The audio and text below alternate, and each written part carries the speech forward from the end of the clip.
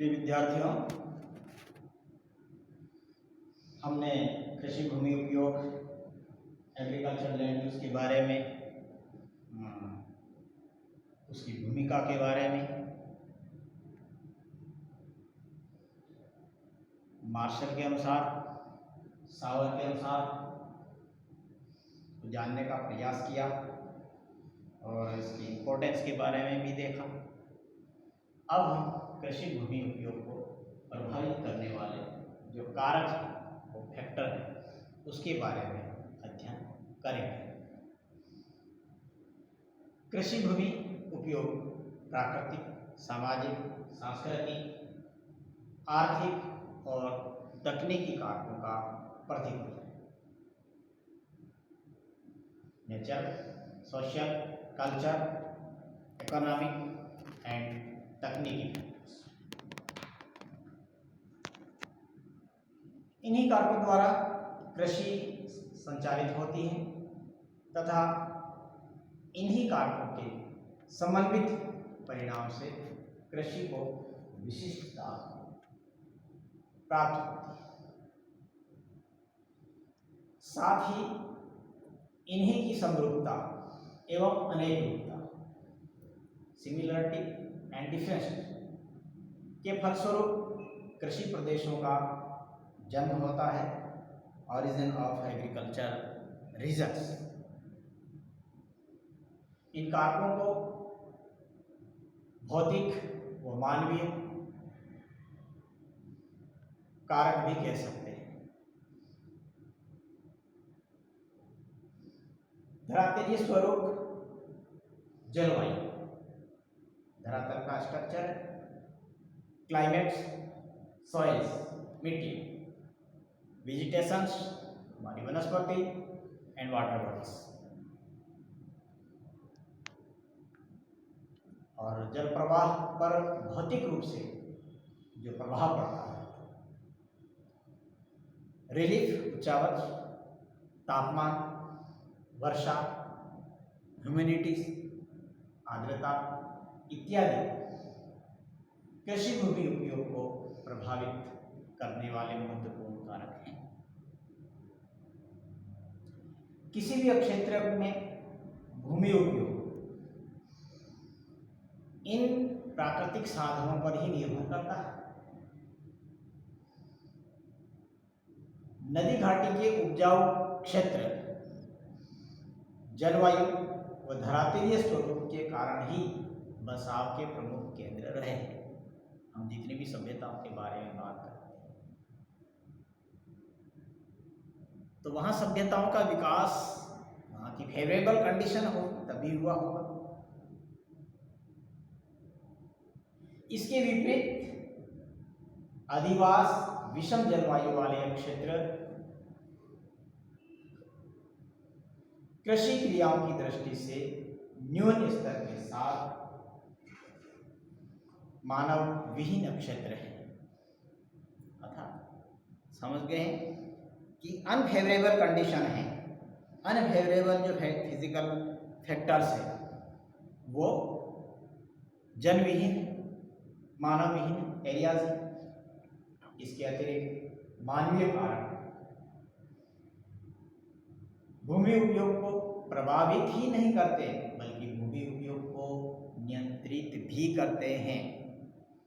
जो natural factor अपनी जगह है, तो जो मानवीय फैक्टर है वो भूमि को क्या है, प्रभावित ही नहीं करते, इसको कंट्रोल करते हैं, नियंत्रित भी करते हैं। सामाजिक, आर्थिक, राजनीतिक, औद्योगिक आदि मानवीय पर्यावरण को नियोजित करते हैं। आप समझ गए हैं कि जो सोशल फैक्टर है, जो इकोनॉमिक फैक्टर है, पॉलिटिकल फैक्टर है और इंडस्ट्रियल, और भूमि उपयोग की सीमाओं को नियंत्रित करते हैं, क्योंकि सामाजिक संस्थाएं और व्यवस्थाएं इस प्रकार के उपयोग को विधिवत रूप देती है।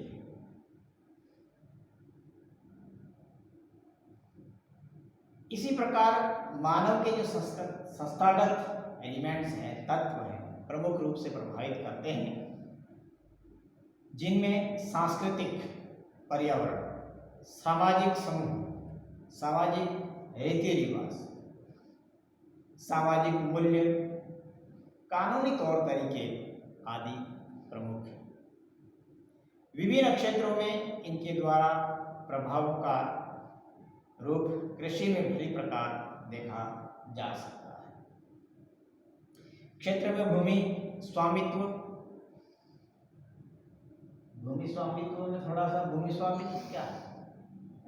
भूमि का मालिक आज एक भूमि को अच्छी भूमि है, उसको बटाई पे दे दो तो किसान खेती तो करेगा, लेकिन बेमन से करेगा। लेकिन एक पथरीली भूमि को भी अगर किसान को दी तो पथरीली भी सोना बन जाएगा, उसमें वो अपना अधिकतम माइंड सेटअप करके इसका उपयोग करेगा और अच्छी पैदावार। तो ये इसका है जो भूमि स्वामित्व। खेतों का आकार, खेतों का साइज क्या है, उसका एक्सटेंशन क्या है, विस्तार क्या है, अन्य भूमि व्यवस्थाएं जो भूमि उपयोग को पूर्णतया प्रभावित करती है। मशीनीकरण, यंत्रीकरण एवं जैव तकनीक वर्तमान समय में कृषि भूमि उपयोग को महत्वपूर्ण रूप से प्रभावित करती है।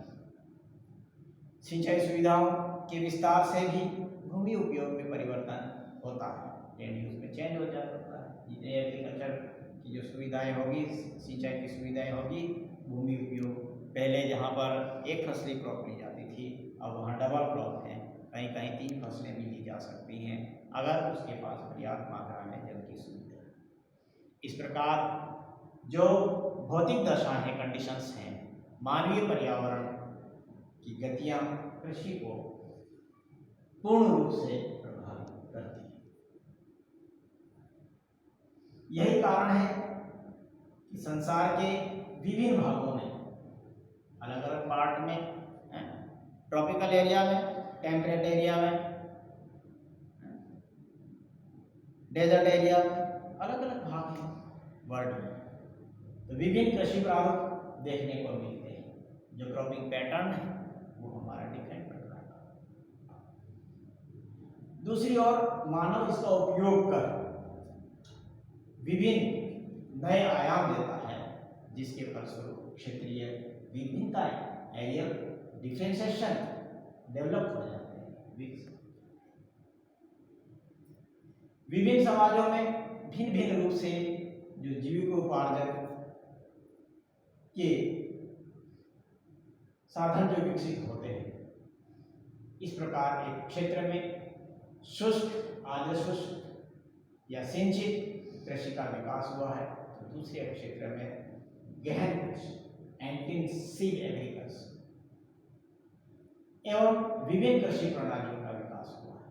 भूमि उपयोग को अन्य प्रभावित करने वाले तथ्यों में मानवीय तथ्य जैसे कि जनसंख्या का वितरण कैसा है, हमको इंटेंसिव एग्रीकल्चर करना है, गहन कृषि करना है, जिसमें भूमि का आकार छोटा होता है, तो वहाँ जनसंख्या की ज़्यादा आवश्यकता पड़ती है, यंत्रों का उपयोग नहीं कर सकते हैं, तो ज़्यादा लोगों की जरूरत पड़ती है।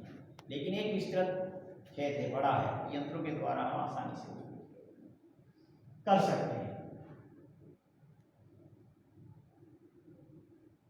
उनका घनत्व, जनसंख्या का घनत्व, बदलते सामाजिक मूल्य आदि ये प्रमुख जो कारण है, इन सभी का प्रभाव समय के परिवर्तन के साथ साथ ही देखा जा सकता है। ये तथ्य प्राय प्राकृतिक संतुलन को समय समय पर बिगाड़ते रहते हैं, जिससे फिर संतुलित करना बड़ा मुश्किल हो जाता है। एक और बढ़ती हुई आबादी, जनसंख्या के प्रतिरोध, पॉपुलेशन पैटर्न्स, हमारी सामाजिक जटिलताएं, इस प्रकार के परिवर्तनों में अत्यधिक योगदान। वहीं दूसरी ओर हमारे देश में कृषि भूमि का आयाम जो व्यवस्था कर रहे हैं बहुत कम बदले हैं, इस प्रकार परिवर्तन की प्रवृत्ति भूमि के विभिन्न उपयोग में धीरे धीरे देखी जा सकती है, क्योंकि कई कारणों का प्रभाव लंबे समय सामने आया। इस प्रकार ये विभिन्न जो कारण हैं, उन कारणों को हम एक एक रूप से एक एक करके अध्ययन करेंगे। जैसे भौतिक कारण है, तो कृषि भूमि उपयोग को प्रभावित करने वाले कारकों में भौतिक कारकों का सबसे अधिक प्रभाव पड़ता है। फिजिकल फैक्टर का सबसे अधिक रोल इसमें रहता है। फसलों का क्षेत्रीय वितरण तथा प्रोडक्शन आदि भौतिक दशाओं के विभिन्न रूपों में ही निर्धारित होते हैं।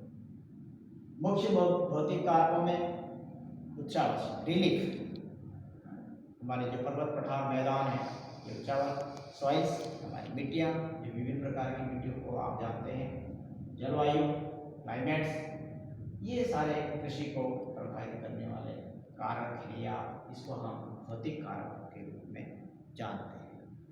प्रिय विद्यार्थियों, अब हम इन एक एक कारकों के बारे में विस्तृत अध्ययन करें जो हमारी कृषि को प्रभावित करते हैं। Okay, thank you.